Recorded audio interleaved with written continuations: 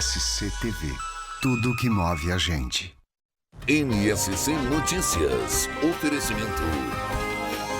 Imobiliária Exata. Especialista em venda de imóveis. E Colégio Uno Chapecó. Matrículas abertas para primeiro e segundo ano. Inscreva-se no site.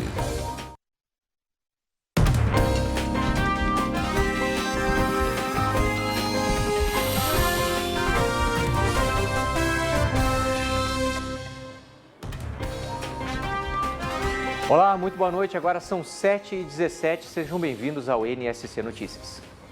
Em agosto, as termoelétricas foram responsáveis por 1/4 da energia gerada aqui no estado. As usinas térmicas são acionadas quando as hidrelétricas não dão conta da demanda. Só que esse plano B custa muito caro. É o que você vê agora na segunda reportagem da série sobre os impactos da falta de chuvas. Vender mais ou evitar abrir o freezer? Tá cada vez mais difícil agradar o chefe. Eu fico o dia todo, fecha a porta, fecha a porta, fecha a porta. Tá muito cara a luz, não só a nossa aqui, como a de casa, a de todos os nossos clientes, então isso aí compactua, né?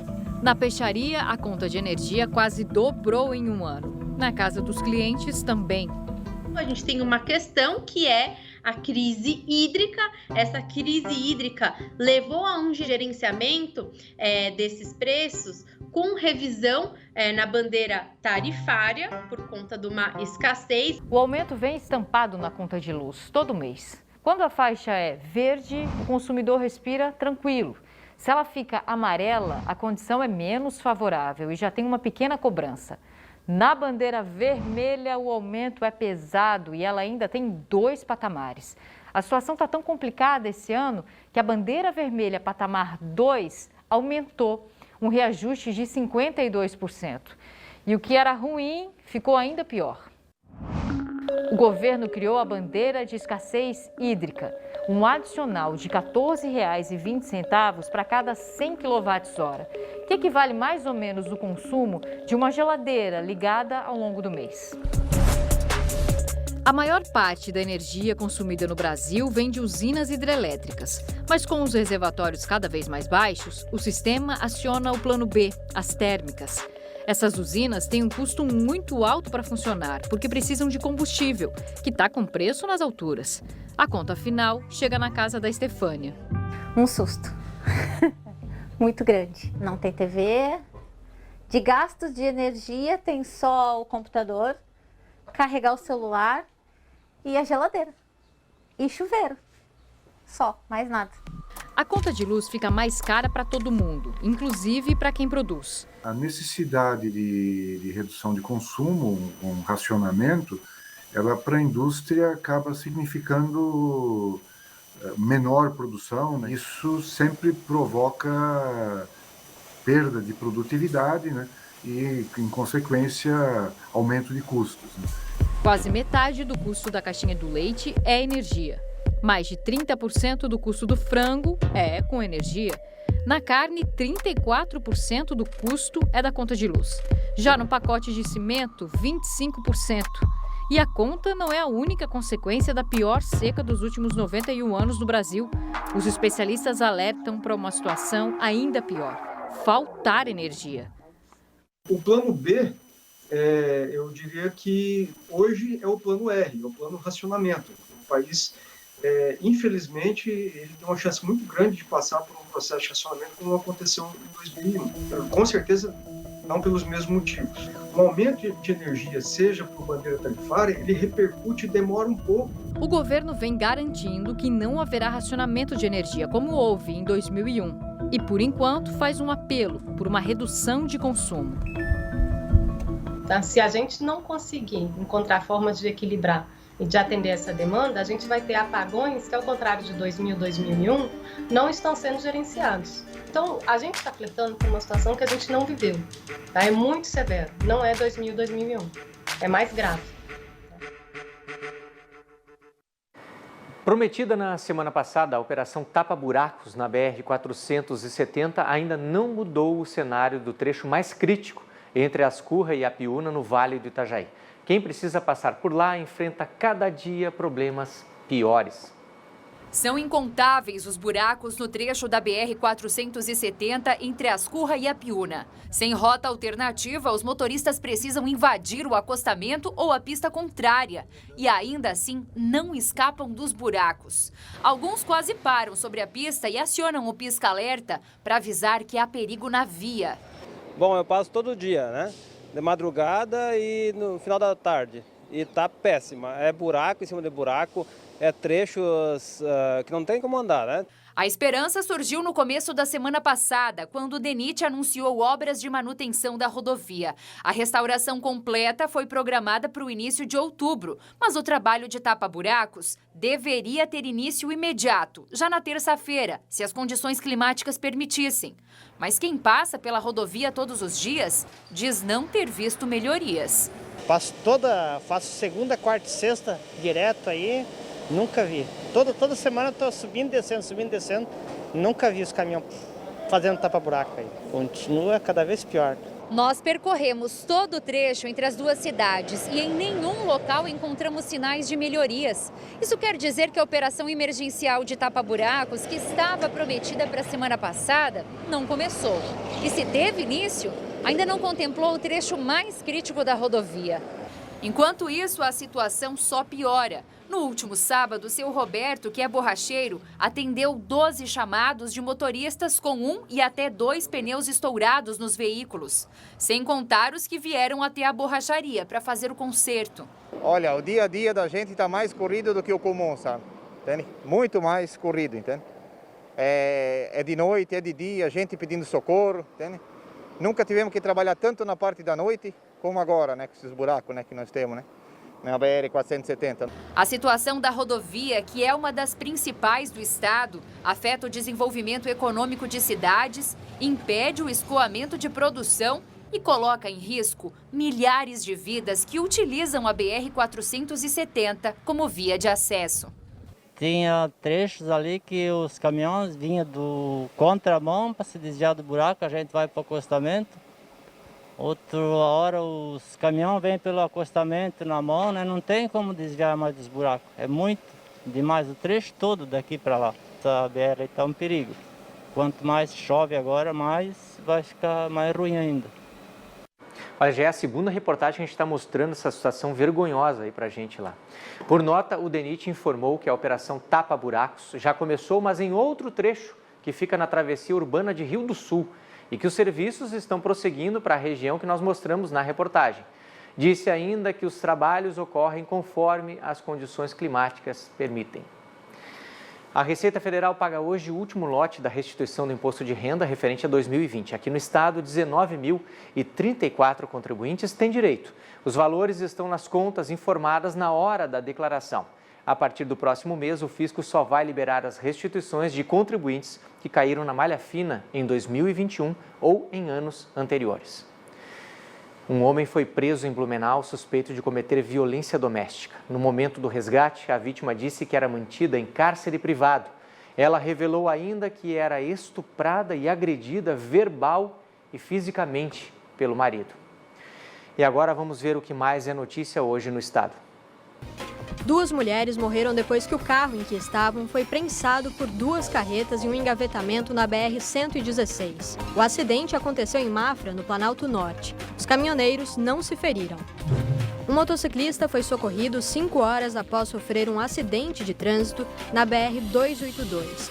Ele foi localizado por familiares no trecho entre São Miguel do Oeste e Maravilha. O homem foi levado para o hospital em estado grave. Em Chapecó, a polícia apreendeu pouco mais de 700 quilos de maconha em uma abordagem no trânsito. O motorista que estava com a droga tentou fugir dos policiais, mas bateu o carro em seguida. Ele ainda iniciou uma fuga a pé, mas foi contido pelos agentes. O veículo era furtado e foi apreendido. A seguir, a gente fala de uma pane numa câmara fria que colocou em risco 55 mil doses da vacina contra a Covid aqui no estado. E a Prefeitura da capital dá detalhes do que está sendo discutido para a implantação do passaporte de vacinação no município. Até já.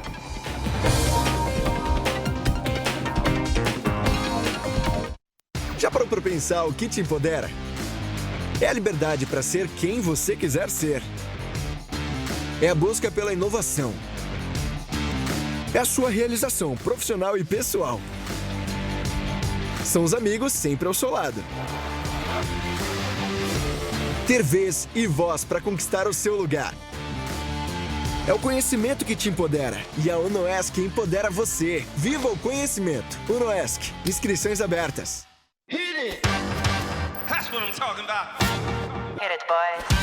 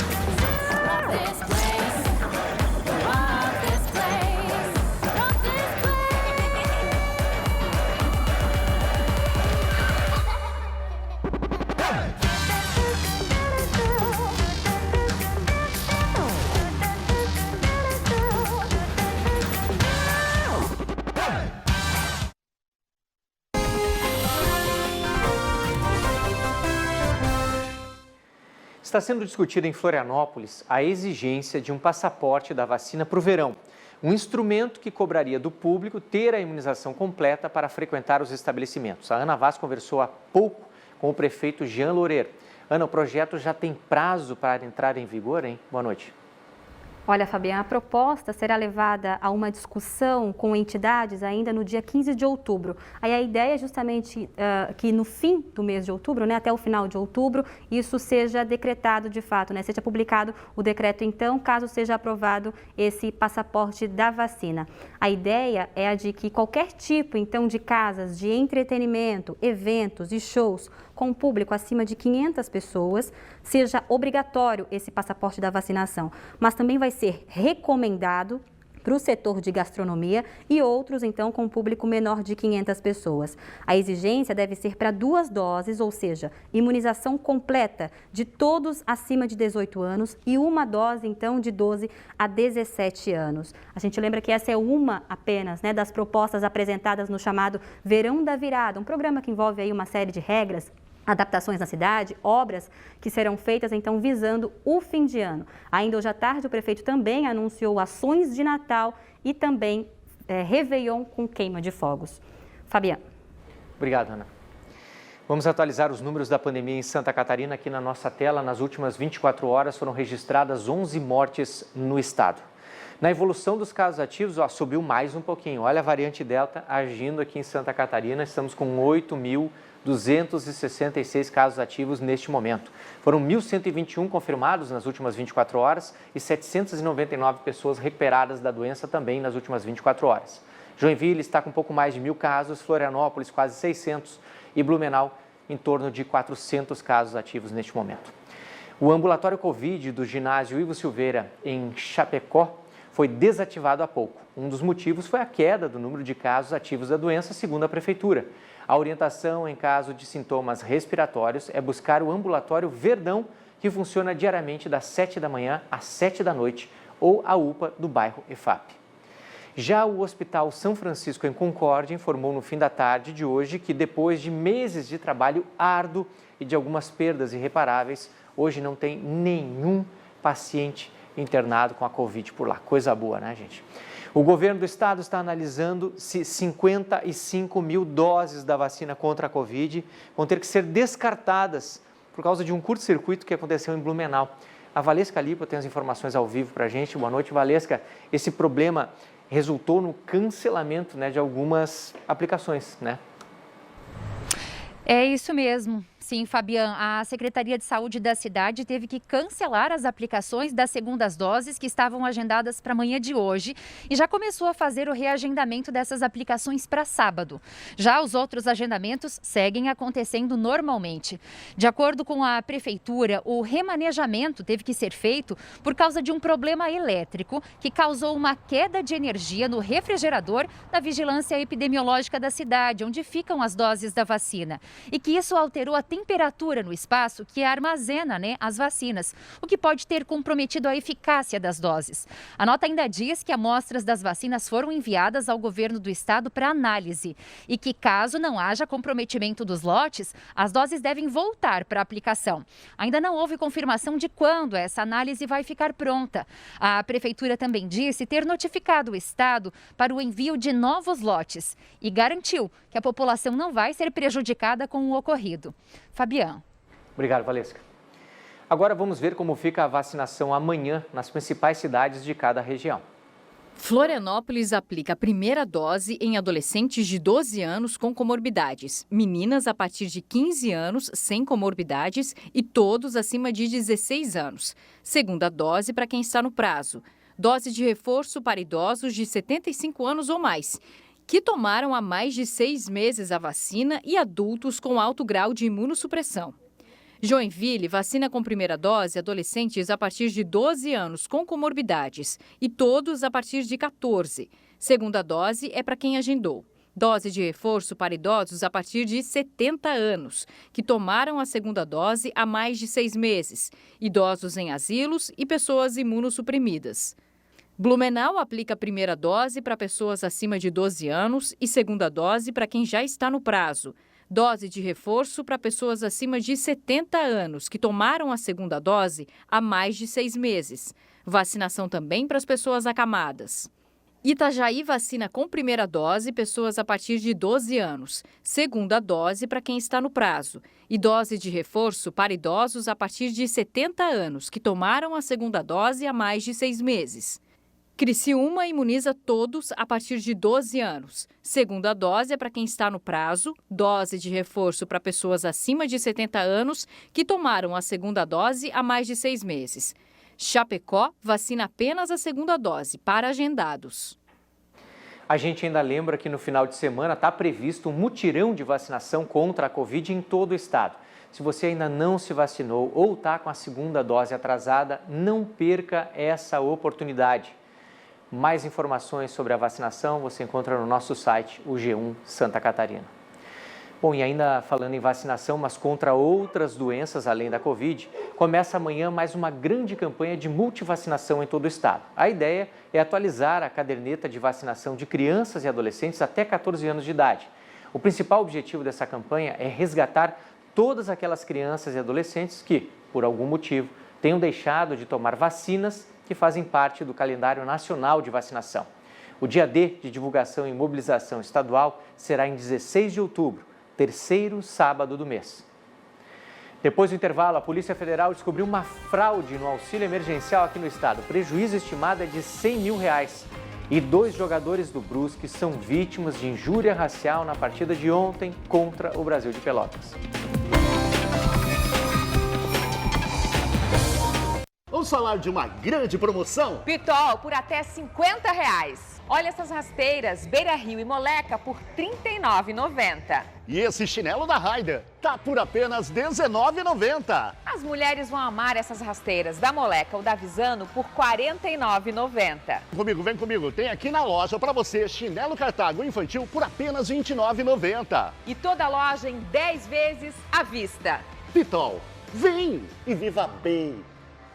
Hey ho! Vem aí ao Oktoberfest Beto Carreiro World a partir de 9 de outubro. Comida típica, chopon, diversão, competição e muito mais. Sexta e sábado tem clima de baladona, night session até as 11 da noite. Zigue-zague, zigue-zague. Tudo nos mais rigorosos protocolos internacionais de higiene, viu? Criança até 12 anos não paga. Carne típica ganha chopon. Compra agora. Lotes limitador.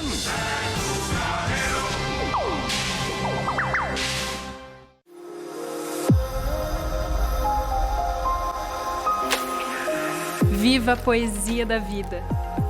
Cada segundo, cada metro quadrado. Viva o conforto de estar perto de tudo. A beleza dos detalhes. Viva o mais belo pôr do sol no horizonte de Chapecó. Residencial Lavi. A vida te espera aqui. Um lançamento Construtora Catarinense. Se Júlio tivesse contado a verdade, Cíntia não seria presa injustamente. O que você vai fazer agora? A única coisa que eu posso fazer, Júlio, Não me procura mais. Daqui a pouco, Pega, Pega.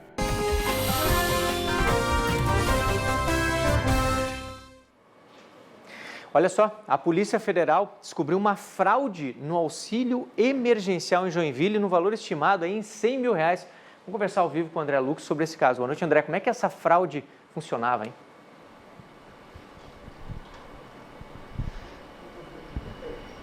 Boa noite, Fabiano. Os suspeitos estariam usando nomes e dados de terceiros para ter acesso ao benefício assistencial. Eles utilizavam máquinas de cartão para ter acesso ao auxílio e o dinheiro já usavam para fazer compras no comércio local. As investigações começaram em abril desse ano. Desde então, foi firmada uma força-tarefa em parceria entre Caixa Econômica Federal e Polícia Federal. E hoje foram cumpridos esses mandados de busca e apreensão nos 5 endereços residenciais dos suspeitos aqui em Joinville. O prejuízo causado durante os 3 meses em que a fraude foi praticada pode chegar a R$100 mil. Agora, os suspeitos podem ser indiciados pelos crimes de furto qualificado mediante fraude e de falsificação de documento público, que as penas somadas aí podem chegar a 14 anos de prisão. Fabiano. Obrigado, André. Mais uma situação de injúria racial no futebol brasileiro. Desta vez, o Brusque relatou que 2 jogadores do clube foram vítimas desse tipo de crime na Série B ontem. Marcelo Siqueira.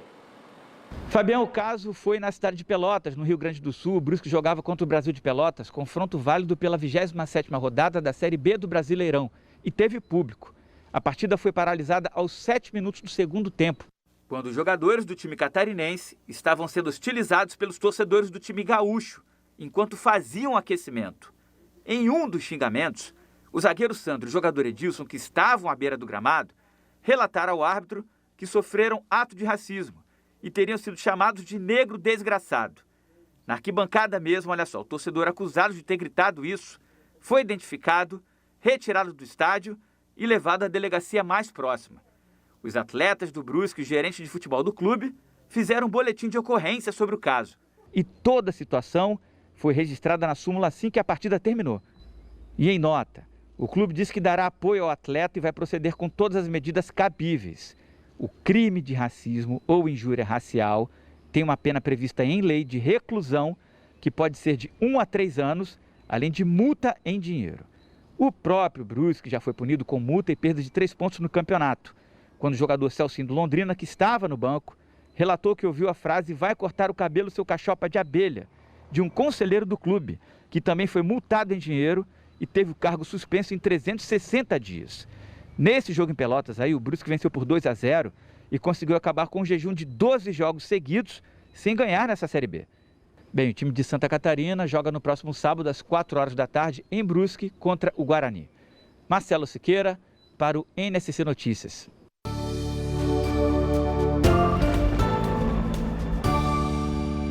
Durante essa noite, atenção com as condições do tempo aqui em Santa Catarina. Dá uma olhada nas imagens de satélite do final da tarde dessa quinta-feira. Nuvens carregadas foram se formando cada vez mais nessa parte aqui do Rio Grande do Sul, sobre o nosso estado, mas principalmente no estado vizinho. E olha, avançando em direção a Santa Catarina. Por isso agora, ao longo da noite, principalmente na madrugada, a previsão de chuva forte no estado, inclusive com possibilidade de alguns temporais. Mais isolados, apenas em algumas áreas, mas atenção a esse período. Ao longo da sexta-feira, nós vamos continuar com o céu bastante encoberto durante o dia inteiro e ainda tem previsão de chuva, mas quanto mais para tarde, noite, em direção ao sábado, menos a chuva aparece. E acaba sendo uma sexta-feira fria, né? Porque as temperaturas não passam muito da casa dos 20 graus na maior parte das nossas cidades. Apesar de períodos de melhoria, uma ou outra aberturinha de sol, ainda vamos ter o céu muito encoberto durante o fim de semana, no sábado e no domingo, e a previsão de chuva continua. Por isso, o que deve acontecer entre essa sexta e o domingo são volumes bastante elevados. Observe esse mapa, ele mostra a estimativa de chuva aqui para Santa Catarina entre sexta e domingo, e observe que em grande parte do estado os volumes são bastante elevados. Atenção às áreas de alagamentos. Pesquisas mostram que cada real investido em publicidade dá um retorno de R$ 8,00 para a economia do país. E neste momento, com a vacinação avançando e vários setores sendo retomados, ter o contato direto com o consumidor vai fazer a diferença. A Ana Lu está sempre de olho na TV.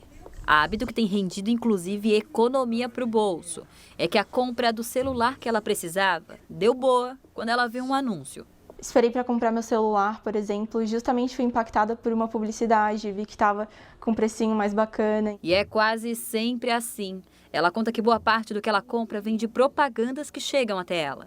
Bastante, muito. Seja dando uma olhada na TV, surge aquela promoção que estava esperando há tempos, seja olhando as redes sociais, uma novidade na loja preferida. A Anne Caroline estuda exatamente esse tipo de comportamento. Ela diz que para evitar gastar muito, as pessoas já mudaram a forma de consumo. E a publicidade ela teve um impacto muito significativo nessas escolhas, né? O quanto as mídias, o quanto a questão da própria TV e as propagandas que chegam até o consumidor acabam tendo esse impacto no momento da decisão da compra, né? De olho nisso, tem cada vez mais gente apostando na propaganda para alavancar os negócios. Só no ano passado, foram investidos 49 bilhões de reais na compra de espaços publicitários nos principais veículos do país. No momento em que eu tenho frequência, constância dessa comunicação, dessa mensagem, eu acabo tornando a minha marca mais lembrada e isso faz com que ela se torne mais consumida, né? E quem também agradece é a nossa economia. Um estudo inédito mediu o impacto desse investimento, inclusive no PIB, o Produto Interno Bruto, que é a soma de todos os serviços e bens produzidos pelo país. Ele diz que a cada R$1 investido em publicidade se converte em pelo menos R$8 injetados na economia nacional. Aí em 2020 o nosso PIB fez isso aqui, ó, foi lá para cima. Muitas vezes o consumidor ele é atraído por seja um desejo ou uma necessidade que de fato ele tenha, que ele enxerga naquele produto, e isso tem uma atuação direta em girar essa economia, né? Girar o dinheiro no momento em que ele realiza esse consumo. Então, tem total relação a propaganda em si, o meio de comunicação que chega com o girar a economia, né? Com esse consumo que se aumenta. Então, seria a propaganda a alma do negócio? Quem aposta nisso tem a resposta. Todo empreendedor quer fazer com que o seu negócio seja conhecido, reconhecido, comentado, viralizado. E aí vem a importância da publicidade. Ela ajuda a formar essa opinião dos consumidores, ainda que seja uma primeira impressão. E se por um lado tem muita gente aderindo às propagandas para faturar, por outro, tem quem ainda precise só de um empurrãozinho para conseguir fortalecer os negócios. Informação para tomar as melhores decisões, conhecer as tendências de mercado e até simular campanhas. Soluções como o portal Negócios SC da NSC Comunicação auxiliam os empreendedores neste momento de virada. No portal, a gente tem uma ferramenta que é um simulador de mídia, que de forma muito intuitiva você coloca o objetivo do seu negócio, o valor que você tem para investir, o seu público, e a gente entrega uma estratégia de comunicação para você. Pode ser um pequeno e importante passo para alavancar o seu negócio. Um link para que pessoas como a Ana Lu sigam encontrando o que precisam de maneira fácil e rápida. E antes de encerrar, a gente tem uma boa notícia para quem está na capital. Depois de mais de 1 ano e meio, o Centro Integrado de Cultura, o SIC, reabre as portas amanhã.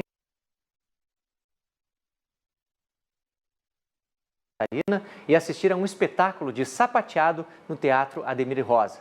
Até o fim do mês de outubro, estão previstas a reabertura do Museu de Arte de Santa Catarina, o MASC, do cinema do SIC e o retorno das aulas das oficinas de arte. É obrigatório o uso de máscaras de álcool gel para você aí entrar no local. Coisa boa, as coisas voltando aos poucos. O setor de eventos, que foi duramente castigado em Santa Catarina durante a pandemia, está voltando devagarinho, mas de uma forma segura, pessoal. Por isso, faça a imunização completa contra a Covid. Por hoje é só. A todos uma boa noite. A gente se vê amanhã. Nossa SC faz como ninguém faz.